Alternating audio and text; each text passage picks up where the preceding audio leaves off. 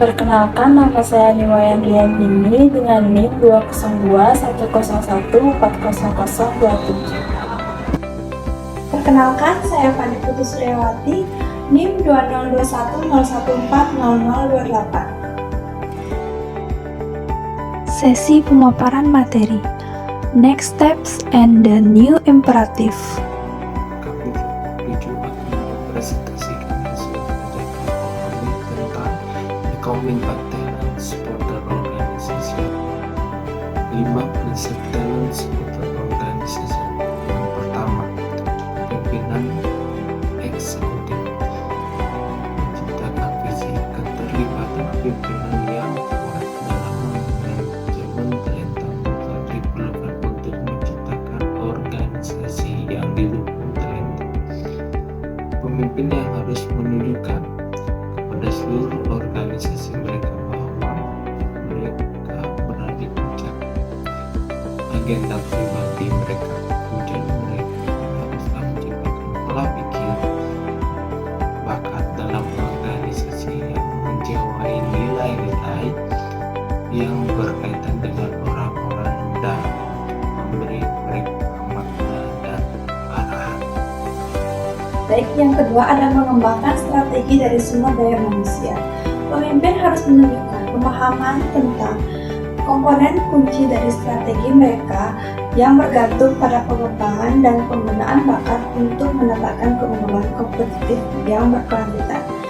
Jadi, kamu harus mengidentifikasi kompetensi khas yang kamu butuhkan untuk memelihara dan tumbuh, dan juga untuk memikirkan bakat secara holistik, menyadari bagaimana hal itu mendukung setiap upaya oleh setiap bagian dari organisasi mereka untuk memenuhi tujuan dari strateginya.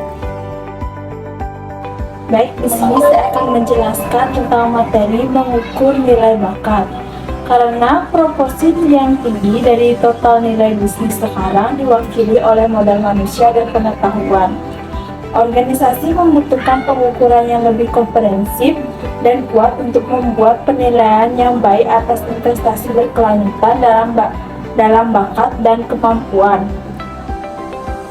Ukuran seperti laba per karyawan dapat menjadi indikator keseluruhan yang baik tentang bagaimana investasi pada orang membuahkan hasil. Bersama dengan ukuran tenaga kerja seperti tingkat keterlibatan, pertumbuhan, jumlah karyawan, tingkat gesekan dan ketidakhadiran, penggajian rata-rata, tingkat investasi dalam pembelajaran dan pengembangan, dan kapasitas kepemimpinan, mereka dapat memberikan wawasan yang baik tentang kemajuan atau kebutuhan dalam pengembangan bakat dalam bisnis. Yang keempat ada rantai pasokan bakat dan sumber yang tepat. Lebih banyak pilihan dan cara untuk mengakses bakat seseorang ada bersama dengan cara kerja yang baru. Organisasi yang kalian ikuti harus berpikir strategis tentang bagaimana dan di mana mengakses bakat untuk memenuhi tuntutan masa depan perusahaan. Menciptakan atau memperluas rantai pasokan bakat di bagian dunia yang sedang berkembang membutuhkan pertimbangan yang sangat cermat. Dan yang terakhir, 5 siklus perkalian bakat yang bijak. Setelah mulai dengan pola pikir yang benar dan strategi serta tujuan yang diartikulasikan dengan jelas, organisasi yang mendukung bakat akan melipat gandakan bakat dengan membangun kemampuan khusus dalam mendefinisikan, menemukan, mengembangkan, dan menyebarkan bakat.